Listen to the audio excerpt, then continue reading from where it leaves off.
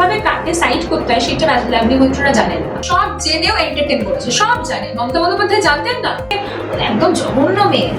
তৃণমূল দল থেকে তোমাকে একদম বেরিয়ে যেতে বাধ্য করলো যদি তিনটে নাম জানতে চাও? তিনটে নাম, একটা তো অবশ্যই অরূপ বিশ্বাস। ছাত্র পরিষদের অনেক নাম আছে, কিন্তু আমি তাদের গুরুত্ব দিতে চাই না, কারণ বড় মাথা ছাড়া হয় না।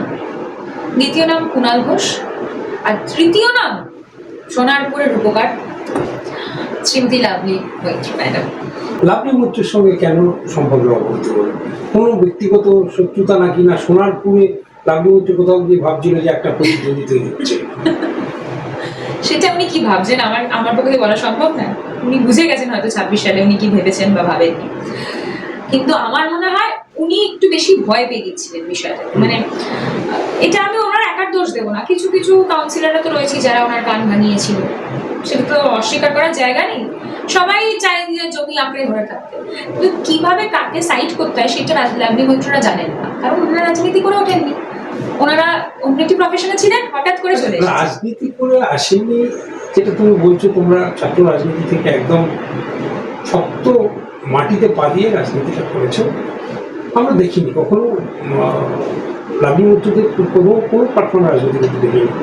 দলের সাধারণ সম্পাদক, নির্বাচনী গাড়ি, এগুলো কিভাবে সম্ভব? একটা অরাজনৈতিক ব্যক্তিত্ব কোথায় কি একটা ছোটখাটো সিরিয়াল করেছে, তাকে যে কোনো কারণে আমি ধরে নিলাম তার হাজব্যান্ড একজন পুলিশের উচ্চপদস্থ আধিকারিক, সেই সূত্র ধরে হোক যে সূত্র ধরে হোক সে একটা টিকিট পেল, তাকে জেনারেল সেক্রেটারি দেওয়া যায় দলের? এটা কি করে সম্ভব? এবং একটা বিধায়ক নির্বাচনী গাড়ি নিয়ে, পাইলট কার নিয়ে ঘুরছে দিনের পর দিন, দলের কি কখনো এগুলো চোখে পড়লে? এগুলো তো বারবার তখন প্রোটোকলের বাইরে। এবং আমার যদিও মনে হয় যে দপ্তর থেকে বলা হয়েছিল কারা কারা নির্বাচনী গাড়ি চড়তে পারবে, কারা কারা লালবাতি চড়তে পারবে, কারা কিছু চড়তে পারবে না। তো কোনো প্রোটোকলের মধ্যে তো আমি দেখিনি, কোনো জায়গায় দেখিনি যে একজন বিধায়ক নির্বাচনী গাড়ি নিয়ে চলবে। এটা কিভাবে? আমার মনে হয় দল জানতো না। সব তো জানতো, কেন জানতো? দল সব জানে, সব জেনেও এন্টারটেন করেছে, সব জানে। মমতা বন্দ্যোপাধ্যায় জানতেন না।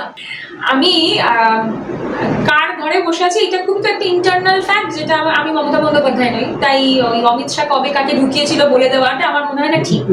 তবে ইন্টারনাল একটা ফ্যাক্ট আমি বলি, নাম উজ্জ্ব রেখে। আমি একজনের তৃণমূল ভবনে একজনের ঘরে বসেছিলাম।